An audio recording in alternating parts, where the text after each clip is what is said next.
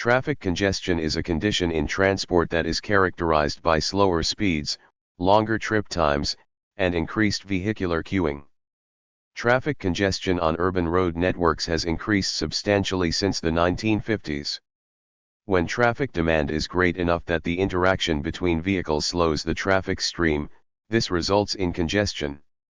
While congestion is a possibility for any mode of transportation, this article will focus on automobile congestion on public roads. As demand approaches the capacity of a road, or of the intersections along the road, extreme traffic congestion sets in. When vehicles are fully stopped for periods of time, this is known as a traffic jam or, informally, a traffic snarl-up or a tailback. Drivers can become frustrated and engage in road rage. Drivers and driver-focused road planning departments commonly propose to alleviate congestion by adding another lane to the road. This is ineffective. Increasing road capacity induces more demand for driving. Mathematically, traffic is modeled as a flow through a fixed point on the route, analogously to fluid dynamics. Causes of traffic congestion. Bottlenecks, 40%. Traffic incidents, 25%. Work zones, 10%. Bad weather, 15%. Poor signal timing, 5%. Special events/other, 5%. Traffic congestion occurs when a volume of traffic generates demand for space greater than the available street capacity. This point is commonly termed saturation. Several specific circumstances can cause or aggravate congestion. Most of them reduce the capacity of a road at a given point or over a certain length, or increase the number of vehicles required for a given volume of people or goods. About half of U.S. traffic congestion is recurring, and is attributed to sheer weight of traffic. Most of the rest is attributed to traffic incidents, road work, and weather events. In terms of traffic operation, rainfall reduces traffic capacity and operating speeds, thereby resulting in greater congestion and road network productivity loss. Individual incidents such as crashes or even a single car braking heavily in a previously smooth flow may cause ripple effects, a cascading failure, which then spread out and create a sustained traffic jam when, otherwise, the normal flow might have continued for some time longer. Separation of work and residential areas. People often work and live in different parts of the city. Many workplaces are located in a central business district away from residential areas, resulting in workers commuting. According to a 2011 report published by the United States Census Bureau, a total of 132.3 million people in the United States commute between their work and residential areas daily. Movement to obtain or provide goods and services. People may need to move about within the city to obtain goods and services, for instance to purchase goods or attend classes in a different part of the city. Brussels, a Belgian city with a strong service economy, has one of the worst traffic congestions in the world, wasting 74 hours in traffic in 2014. Some traffic engineers have attempted to apply the rules of fluid dynamics to traffic flow, likening it to the flow of a fluid in a pipe. Congestion simulations and real-time observations have shown that in heavy but free-flowing traffic, jams can arise spontaneously, triggered by minor events, butterfly effects, such as an abrupt steering maneuver by a single motorist. Traffic scientists liken such a situation to the sudden freezing of supercooled fluid. However, unlike a fluid, traffic flow is often affected by signals or other events at junctions that periodically affect the smooth flow of traffic. Alternative mathematical theories exist, such as Boris Kerner's three-phase traffic theory. See also spatiotemporal reconstruction of traffic congestion.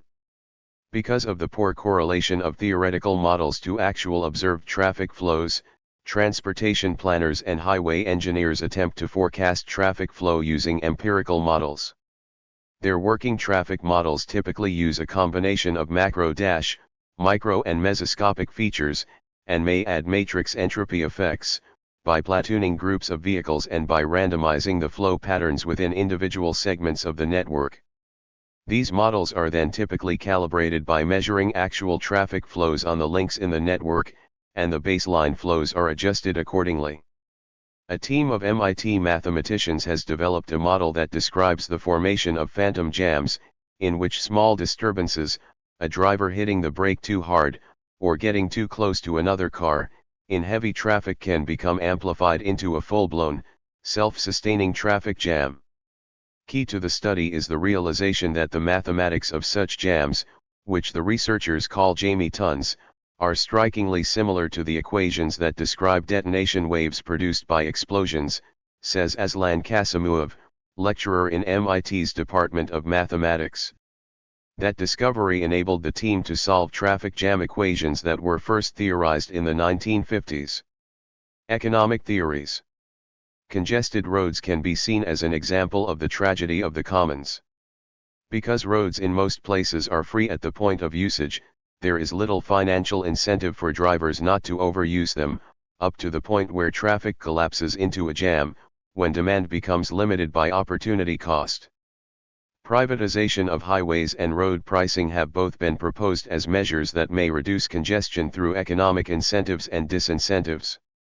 Congestion can also happen due to non-recurring highway incidents, such as a crash or roadworks, which may reduce the road's capacity below normal levels. Economist Anthony Downs argues that rush hour traffic congestion is inevitable because of the benefits of having a relatively standard workday. In a capitalist economy, goods can be allocated either by pricing, ability to pay, or by queuing, first come first served. Congestion is an example of the latter. Instead of the traditional solution of making the pipe large enough to accommodate the total demand for peak hour vehicle travel, a supply-side solution, either by widening roadways or increasing flow pressure via automated highway systems, Downs advocates greater use of road pricing to reduce congestion, a demand-side solution, effectively rationing demand, in turn plowing the revenues generated therefrom into public transportation projects. A 2011 study in the American Economic Review indicates that there may be a fundamental law of road congestion.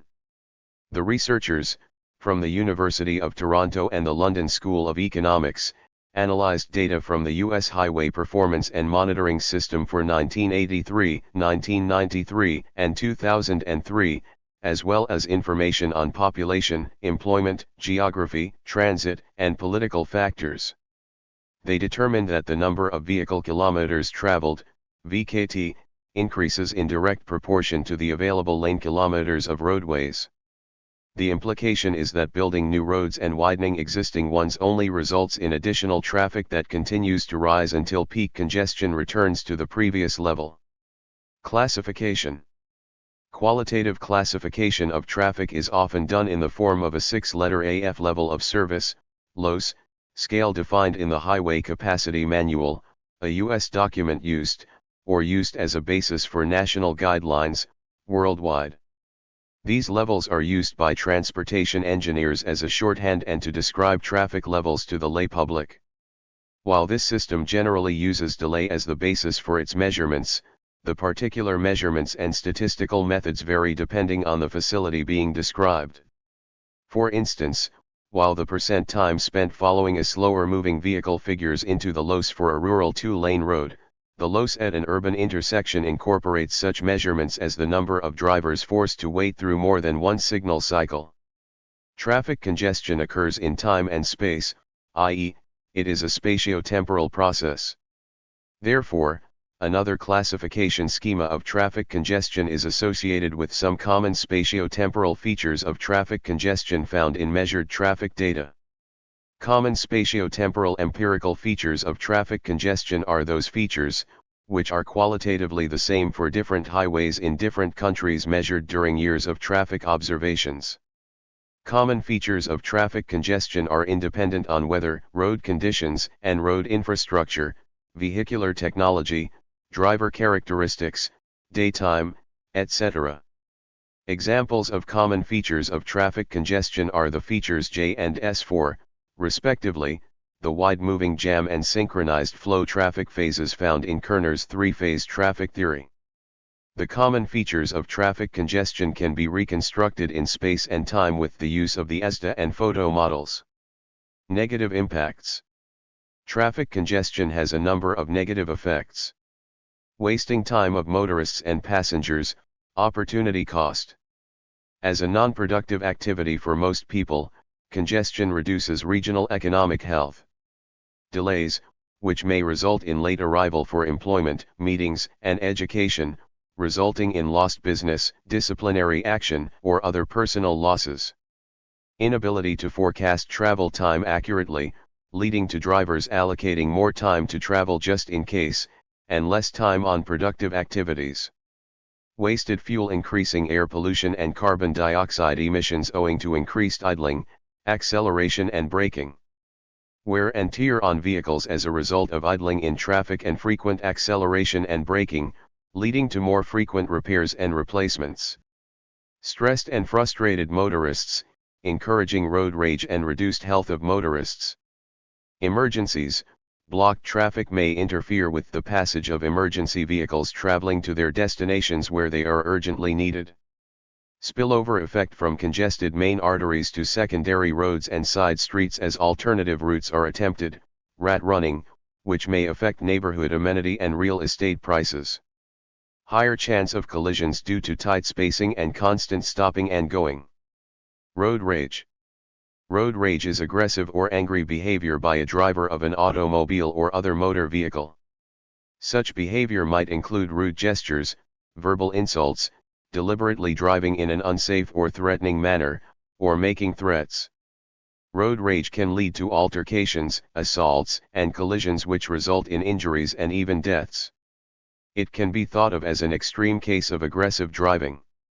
The term originated in the United States in 1987 to 1988, specifically, from newscasters at KTLA, a local television station, when a rash of freeway shootings occurred on the 405, 110 and 10 freeways in Los Angeles, California. These shooting sprees even spawned a response from the AAA Motor Club to its members on how to respond to drivers with road rage or aggressive maneuvers and gestures.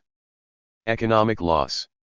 Congestion has the benefit of encouraging motorists to retime their trips so that expensive road space is in full use for more hours per day. It may also encourage travelers to pick alternate modes with a lower environmental impact, such as public transport or bicycles. It has been argued that traffic congestion, by reducing road speeds in cities, could reduce the frequency and severity of road crashes.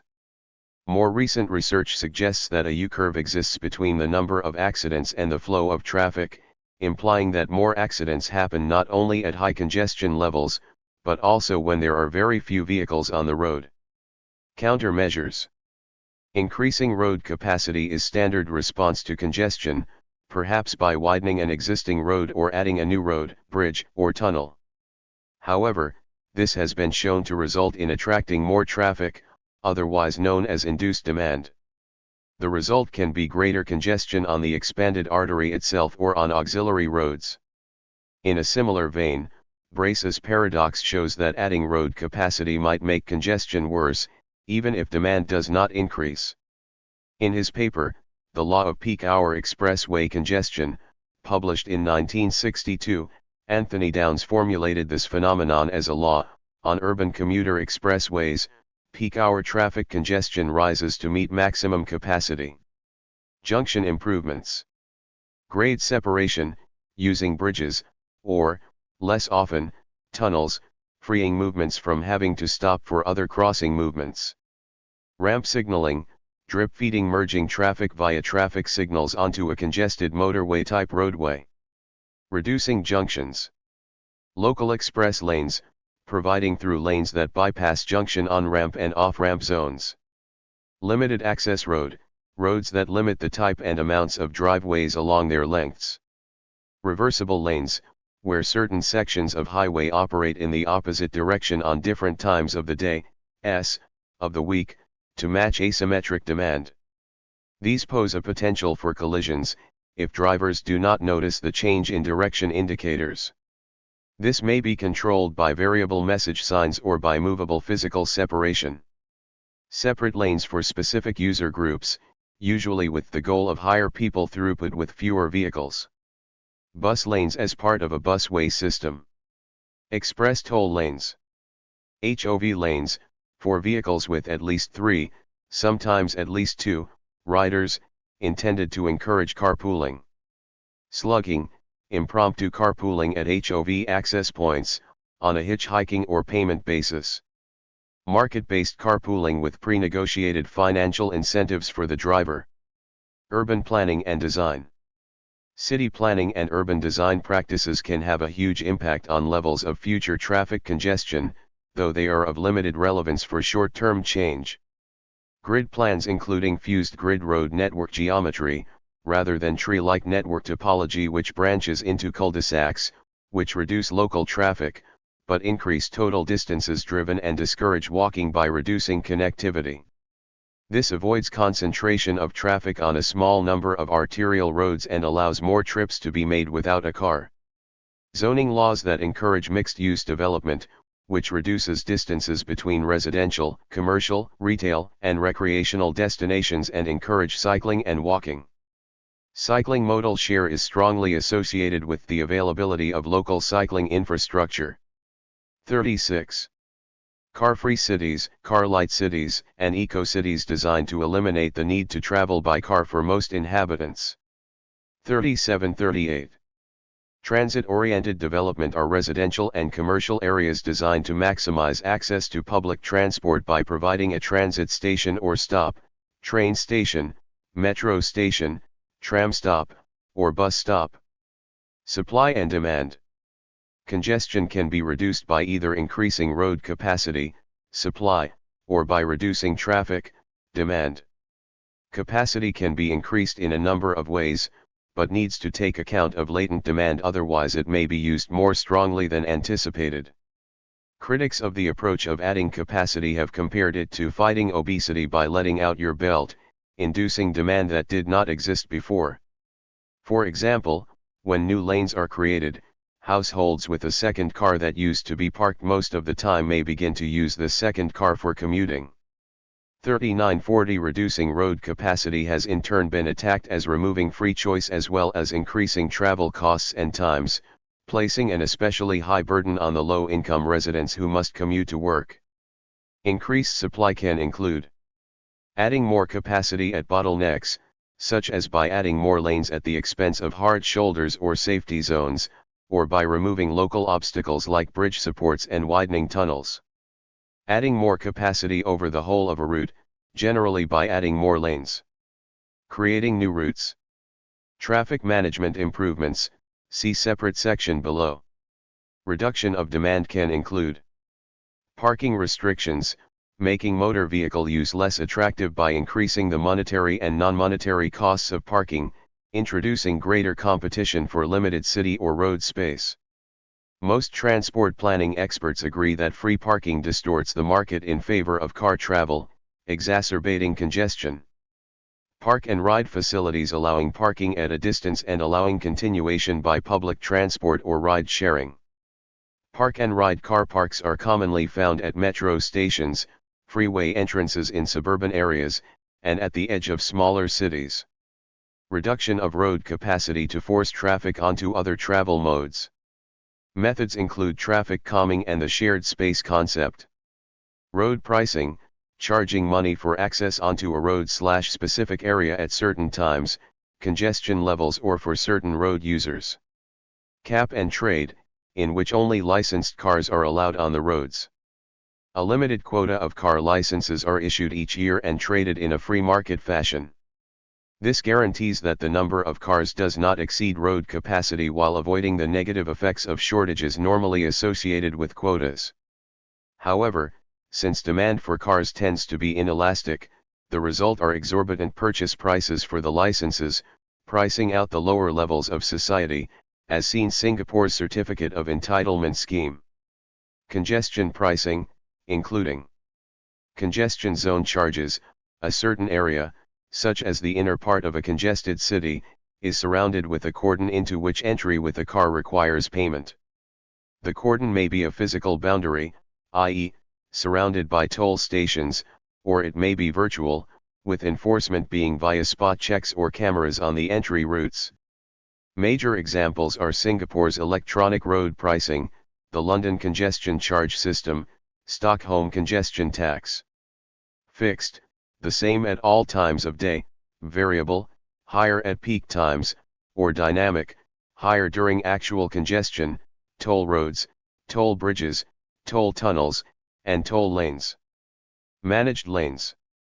High occupancy toll lanes. Reversible lanes. High occupancy vehicle lanes. Bus lanes. Truck lane restrictions and climbing lanes, to allow faster vehicles to move unimpeded. Allowing driving on highway shoulders at peak times. Road space rationing, where regulatory restrictions prevent certain types of vehicles from driving under certain circumstances or in certain areas. Number plate restrictions based on days of the week, as practiced in several large cities in the world, such as Athens, Mexico City, Manila, and Sao Paulo. In effect, such cities are banning a different part of the automobile fleet from roads each day of the week. Mainly introduced to combat smog, these measures also reduce congestion. A weakness of this method is that richer drivers can purchase a second or third car to circumvent the ban.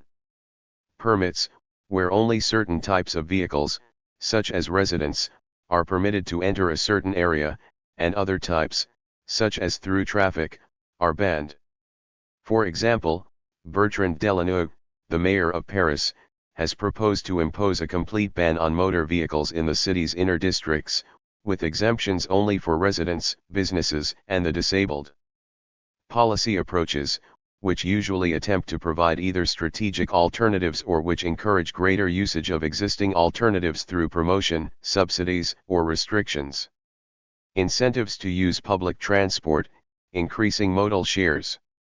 This can be achieved through infrastructure investment, subsidies, transport integration, pricing strategies that decrease the marginal cost/fixed cost ratios, improved timetabling and greater priority for buses to reduce journey time, e.g. bus lanes or bus rapid transit.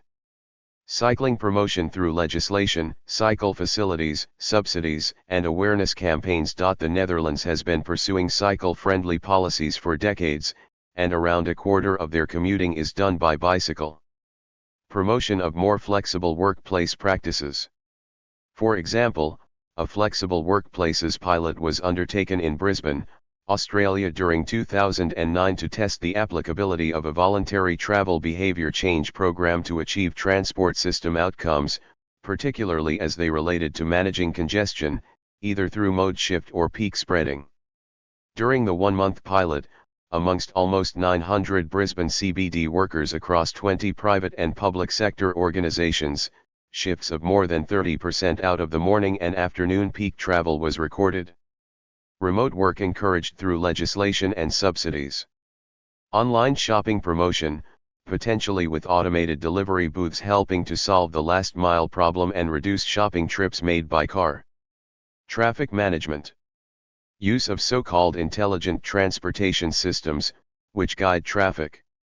Traffic reporting, via radio, GPS and mobile apps, to advise road users. Variable message signs installed along the roadway, to advise road users. Navigation systems, possibly linked up to automatic traffic reporting. Traffic counters permanently installed, to provide real-time traffic counts. Automated highway systems, a future idea which could reduce the safe interval between cars, required for braking in emergencies, and increase highway capacity by as much as 100% while increasing travel speeds. Parking guidance and information systems providing dynamic advice to motorists about free parking. Active traffic management system opens up UK motorway hard shoulder as an extra traffic lane. It uses CCTV and VMS to control and monitor the traffic's use of the extra lane. School opening times arranged to avoid rush hour traffic. In some countries, private car school pickup and drop-off traffic are substantial percentages of peak hour traffic. Considerate driving behavior promotion and enforcement. Driving practices such as tailgating, frequent lane changes, and impeding the flow of traffic can reduce a road's capacity and exacerbate jams. In some countries, signs are placed on highways to raise awareness, while others have introduced legislation against inconsiderate driving. Visual barriers to prevent drivers from slowing down out of curiosity, often called rubbernecking in the United States. This often includes crashes, with traffic slowing down even on roadsides physically separated from the crash location.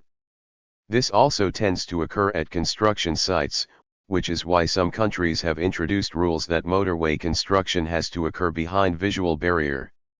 Speed limit reductions, as practiced on the M25 motorway in London. With lower speeds allowing cars to drive closer together, this increases the capacity of a road. Note that this measure is only effective if the interval between cars is reduced, not the distance itself. Low intervals are generally only safe at low speeds. Lane splitting/filtering, in which some jurisdictions allow motorcycles, scooters and bicycles to travel in the space between cars, buses, and trucks.